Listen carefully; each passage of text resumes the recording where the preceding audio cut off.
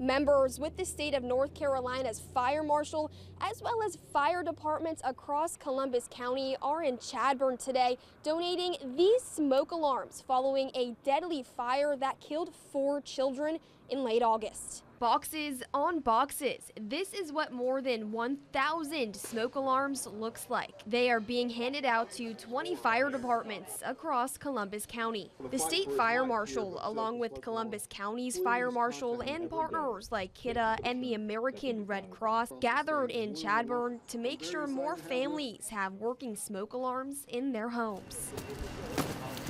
And each department will distribute those alarms to people in the community over the coming weeks. It's a simple device that can make all the difference. And the effort is all about preventing another tragedy like the one that shook this community. 4 children dead from a house fire in late August. Columbus County Fire Marshal Shannon Blackman said the area has low-income households, many of which who do not have smoke alarms or the money to buy them. He says it's a problem that for him hits deep. It's hard to deal with, realizing they don't have smoke detectors in the home. It's a simple item, people take for granted.